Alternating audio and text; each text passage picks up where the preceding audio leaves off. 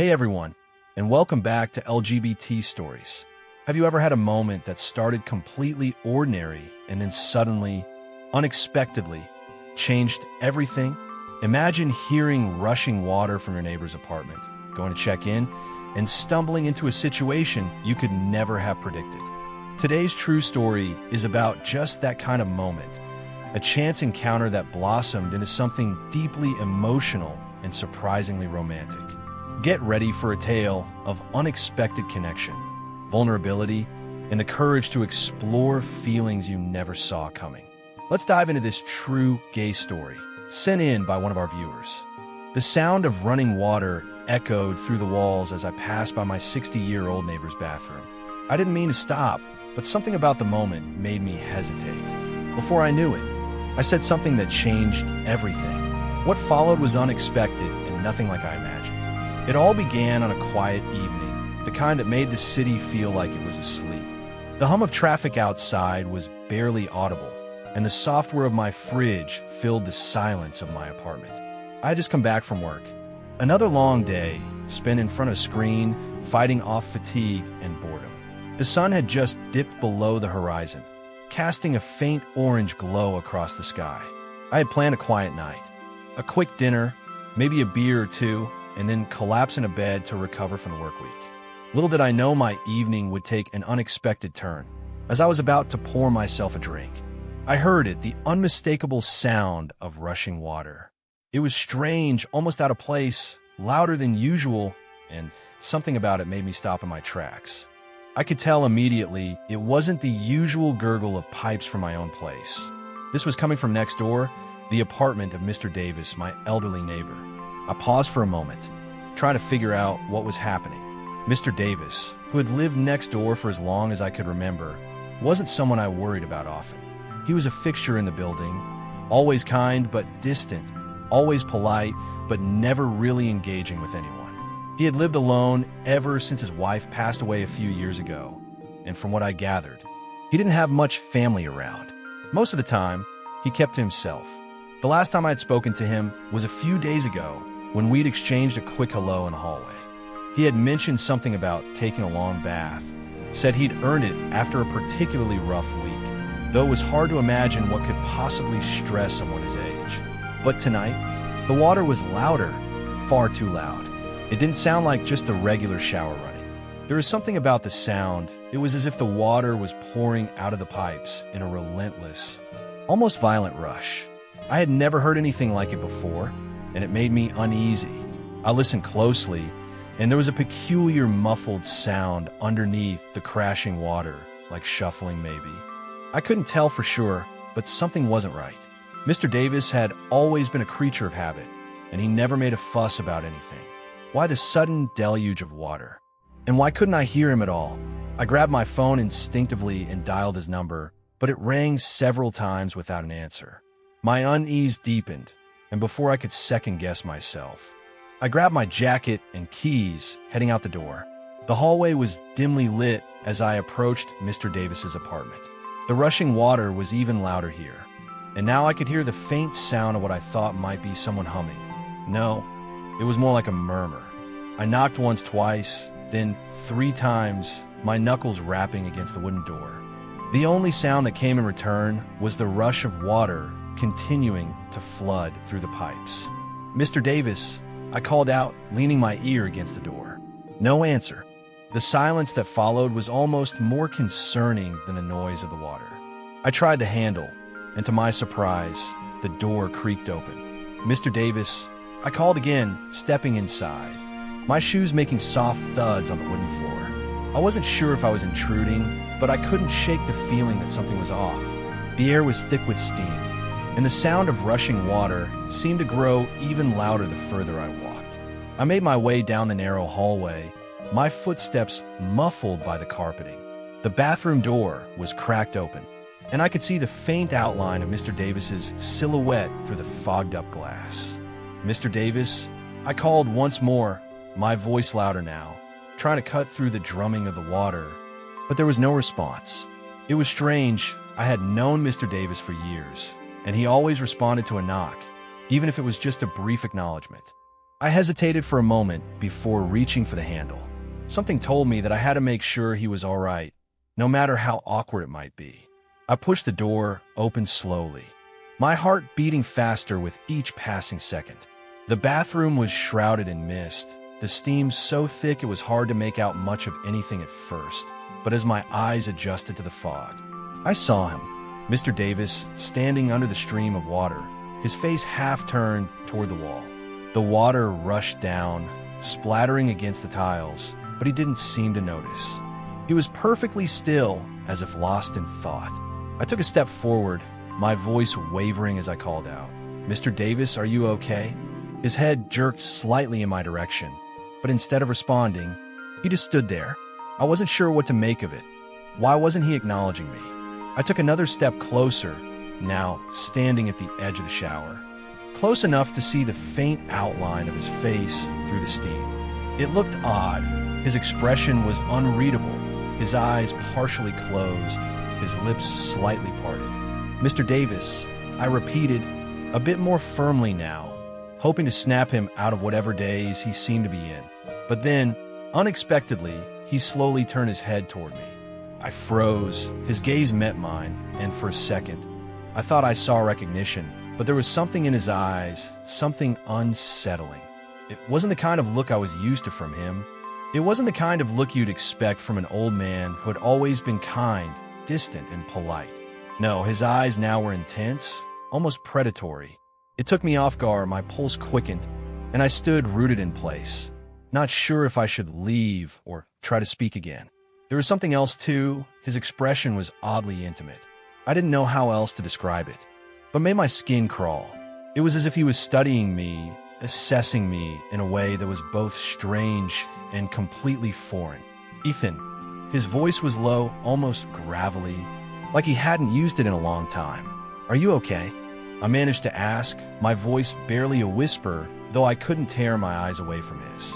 His gaze shifted slightly, a flicker of something passing behind his eyes before he gave a small smile, one that didn't quite reach his eyes.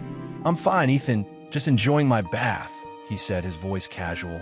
But there was a strange undercurrent to it. The way he said my name, the way he looked at me, it didn't feel right.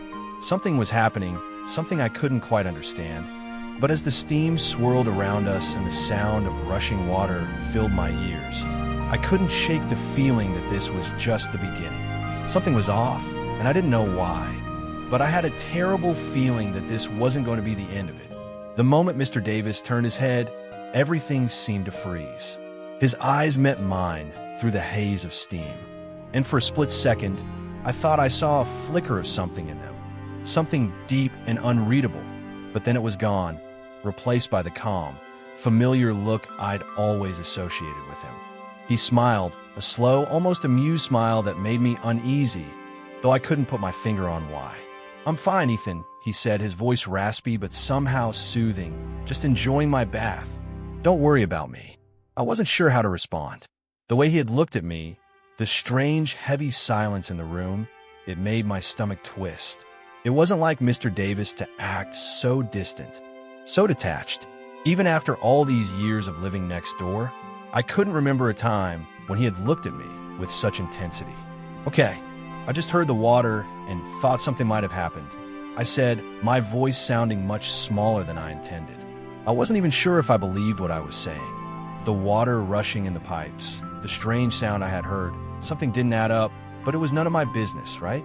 Mr. Davis just nodded, still standing under the water, his expression unreadable. There was an odd tension between us, something that hadn't been there before. I could feel it thick and heavy in the air, but I couldn't figure out what it was. "I should probably go," I muttered, not sure if I was talking to him or to myself, but I didn't move. For some reason, I felt rooted to the spot, as if I were waiting for him to say something more, to explain the strange look in his eyes. "You're always welcome here, Eth," he said softly, his voice oddly warm. "You don't have to leave so soon." His words hung in the air, and I wasn't sure what to make of them. There was something in his tone that made my pulse quicken, something unsettling but also inviting. It didn't make sense. Mr. Davis had always been polite, but he'd never given me any indication that he wanted anything beyond the casual neighborly interactions we'd had over the years. I nodded, swallowing hard. "Okay, I'll leave you to it then. Enjoy your bath, Mr. Davis." I turned and walked out of the bathroom, my footsteps loud in the quiet of the hallway. As I left his apartment and stepped back into mine, my mind was buzzing, trying to make sense of what had just happened. I wasn't sure why I felt so shaken, so confused. Mr. Davis was just an old man, my neighbor for God's sake. Why should it feel so strange? I tried to shake it off. It had been a weird moment, but I figure it was nothing. People had odd days sometimes. Mr. Davis was no different. But something nagged at me deep down. There was a pull, an unspoken tension that made me want to go back to his apartment, to figure out what was going on, but I forced myself to ignore it, to focus on something else. I ate my dinner, but the food barely registered in my mind. I kept replaying the scene in my head over and over.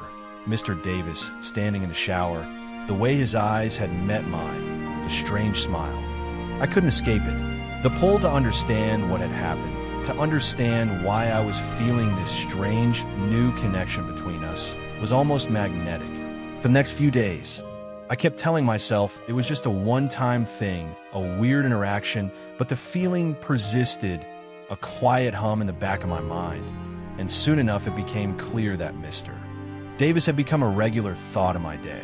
I kept thinking about him, about the way he had smiled at me, about the way his eyes had lingered on me with such intensity.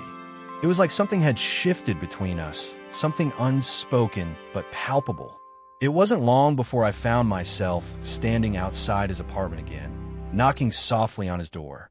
The last time I'd done this, it had felt like a normal gesture, just checking on him, but this time there was something else in my chest, a flutter I couldn't ignore.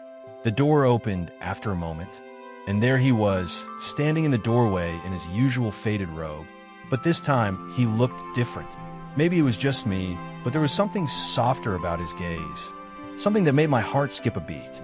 "Ethan," he said, his voice warm but calm, like he'd been expecting me. "How's everything?" "Good, I said, my throat suddenly dry. "I just wanted to check on you again. After the other night." The water sounded a little off. Mr. Davis smiled, though this time it seemed less forced, more genuine. He stepped back, opening the door wider. "Come in," he said. "I'm just making some tea. Could use the company." I hesitated for a moment, a small voice in the back of my mind warning me to leave, but something else, something stronger, urged me forward. I stepped inside, and the familiar warmth of his apartment immediately surrounded me. The place was small but cozy, filled with old furniture and bookshelves stacked with novels, newspapers, and trinkets. There was a smell of something sweet in the air, probably the tea he was brewing. "Sit down, Ethan, Mr. Davis said, gesturing to the old armchair in the corner. "Make yourself at home." I nodded and sank into the chair, suddenly aware of the space between us. There was a strange quietness between us now, a heavy tension that hadn't been there before. I didn't know why, but it felt like something had shifted between us, something that neither of us had acknowledged yet. "So what have you been up to?" Mr. Davis asked, his voice casual, but I could tell he was watching me closely. It wasn't the same friendly gaze he'd always had, no. This time, there was a different look in his eyes, something softer, something more intimate. I shrugged, trying to act normal. "Not much. Just work, same old stuff." Yes, the grind of it all," Mr. Davis said with a knowing smile. He poured the tea into 2 mugs and handed one to me. I remember those days, never easy, always something that takes your focus away. I took the mug, but my hand felt unsteady. I hadn't expected this. I hadn't expected him to be so inviting, so open. It felt like there was something between us now, something that had started to grow in the days since that strange encounter in the bathroom. "I'm glad you stopped by," Mr. Davis said quietly, leaning back in his chair. His eyes didn't leave mine, and for the first time, I noticed how much darker they were, how intense the gaze had become. It was as if he were seeing something in me, something I hadn't seen myself. I swallowed the tea, suddenly feeling too hot in my hands. I don't know why, but I felt like I should. For a long moment, we just sat there, the silence between us heavy, and full of unspoken words. I could feel my heart racing, could feel the tension building between us, and I didn't know how to make it stop. It was like a magnet that was drawing me closer to him. "Ethan," Mr. Davis said after a while, his voice softer now, almost a whisper. "I think we both know there's something between us. Something that's been building, something we don't quite understand yet." I froze, my breath caught in my throat. His words were like a slow poison seeping into my mind, making everything feel hazy. There was the unspoken truth, the thing that had been hanging in the air since that first moment I'd stepped into his bathroom. I didn't know what to say, so I said nothing at all. But I didn't leave, and I didn't want to. The following days passed like this, and then one day, I decided to visit again. There was a quiet, almost eerie stillness in Mr. Davis's apartment as I stepped inside. It felt like time slowed down, the weight of the moment pressing on my chest. The familiar smell of his home, an odd mix of old wood, herbal tea, and something faintly sweet, wrapped around me like a blanket, inviting yet strange. I had been here countless times before in passing, for casual chats in the hallway or quick greetings over the fence, but this time something felt different. There was a change in the air, something unspoken hanging between us like a fine thread that could snap at any moment. Mr. Davis moved effortlessly around his small kitchen, his old bones creaking ever so slightly as he prepared the tea. The rhythmic sound of his movements, the clink of a spoon stirring, the hiss of the kettle, was soothing. But I couldn't help feeling an undercurrent of tension. I watched him as he worked, his hands slow but steady, his fingers curled around the delicate porcelain cup.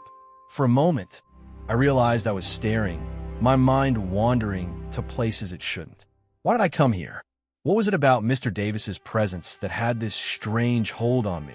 "Tea will be ready in a minute, Mr. Davis said, his voice breaking through my thoughts. His smile was soft, like he knew exactly what was going on in my mind, though he said nothing. It was almost like he could read me, like he was waiting for something to unfold. "Thanks," I murmured, still unsure of myself. I shifted my weight from one foot to the other, unsure where to sit.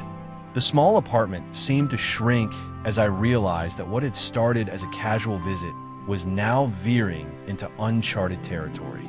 Mr. Davis had never invited me over like this before. The air between us was heavy with something unsaid, something too dangerous to acknowledge outright. He set the tea down in front of me on the worn coffee table, and our eyes met for the briefest of moments. The room seemed to hold its breath. I could feel his gaze on me, not in the way one would look at a neighbor or a friend, but with something deeper, something far more intense. For a second, I wondered if he could hear the pounding of my heart in the silence. "Sit," he said quietly, gesturing to the armchair opposite the couch where he had already settled. He didn't ask about my day, didn't try to make small talk. It was as if he knew I wasn't here for pleasantries. He just wanted me to be present. I sat down, my legs suddenly feeling like jelly. His gaze never left me, and I couldn't help but squirm under the intensity of it. It was like I was waiting for something I couldn't put into words. I took a deep breath, trying to steady myself, but no matter how hard I tried to focus, I kept finding my attention drawn back to him, to his quiet presence, to the way he was sitting so still, his eyes never leaving mine. It was as if the whole world outside of this moment had ceased to exist. "You've been different lately," Mr. Davis said, his voice low, almost like a whisper. There was a strange knowingness in his words, like he had been watching me, waiting for me to notice something too. "What's been on your mind?" I blinked, caught off guard by the question. I wasn't sure how to answer. What had been on my mind? The question felt too personal, but more than that, it felt like Mr. Davis was searching for something. He wasn't just being casual. He was trying to uncover something buried beneath the surface. I started, but my voice faltered. I wasn't sure how to explain the strange feelings that had been bubbling up inside me. The pull I felt every time I was near him, the strange attraction that had been growing ever since that night when I found him in the shower. Was it even an attraction, or was it something else? Something deeper, more complicated than I could comprehend? Before I could finish my thought, Mr. Davis set down his tea, and in a single fluid motion, he crossed the room, closing the distance between us. I didn't move, couldn't move. I was frozen in place, watching as he approached, his steps slow but deliberate. There was a soft intensity to the way he moved, like he was a predator toying with its prey, but at the same time it felt oddly comforting. He stopped just a few inches from me, so close that I could feel the heat of his body radiating through the air. His breath was warm against my skin, and I could feel the hairs on the back of my neck rise. "Ethan," he murmured, his voice barely above a whisper. "You're not just here for tea, are you?" The question hung in the air, thick with meaning. My heart skipped a beat. I couldn't form words, couldn't explain the rush of emotions that flooded through me. But somehow Mr. Davis seemed to understand. Without another word, he reached up, his hand brushing gently against my cheek. The touch was unexpected, yet it felt like the most natural thing in the world. I closed my eyes, a shiver running down my spine. My mind screamed at me to pull away, to stop this before it went any further, but my body betrayed me. I leaned into his touch, feeling the warmth of his palm against my skin, the electricity that sparked between us. His thumb brushed over my lip, and I inhaled sharply, my pulse quickening. He was so close now, his face just inches from mine, and for a moment I thought he was going to pull away. But then, without warning, he leaned in and pressed his lips against mine. The kiss was soft at first, tentative, as if neither of us quite knew what we were doing. But the moment our lips met, something deep inside me shifted. It was like a dam had broken, releasing a flood of emotions I didn't even know I had. I kissed him back, my hands reaching for him, pulling him closer, my fingers threading through his hair as I deepened the kiss. I had never kissed anyone like this before. It wasn't just a physical act, it was something more. It was like the whole world outside of this room had vanished, and all that was left was the two of us. It was like we had been drawn together by some invisible force, something neither of us could resist, even if we wanted to. His hands roamed, gentle but insistent, exploring my body as if he had been waiting for this moment forever. I didn't know what was happening, didn't know how we had gotten here, but I didn't care. The tension that had been building between us finally snapped, and in its place, there was nothing but heat, desire, and the desperate need to be close to him. For a moment, I thought about pulling away, about stopping this before it went too far, but then I felt his lips against my neck. His breath warm and tantalizing, and all rational thought flew out the window. He pulled back just slightly, his eyes meeting mine, searching, as if waiting for my approval, for my consent. I wasn't sure what had possessed me to let things go this far, but in that moment all I could think about was the connection between us, the spark that had ignited from that very first touch. I nodded, barely able to breathe, and he kissed me again, deeper this time, the kiss growing more urgent, more desperate, as if neither of us could hold back anymore. My mind was spinning, my heart racing, and as I lost myself in the kiss, I couldn't help but wonder what was this, why had we started? But there was no turning back now. The night had taken a turn, and we were both caught in its current. The room was still, save for the gentle hum of the refrigerator in the corner, the soft crackle of the air conditioner struggling against the summer heat. The heat between us, however, felt far more intense, suffocating in a way I hadn't expected. Mr. Davis's hand still rested on my cheek, his touch lingering longer than I had anticipated. My mind raced as the moment stretched on, my body betraying the chaos in my thoughts. I didn't pull away. Instead, I leaned into him instinctively, seeking the warmth of his presence, the comforting strength in his touch. It was so wrong, so confusing, but I couldn't stop myself.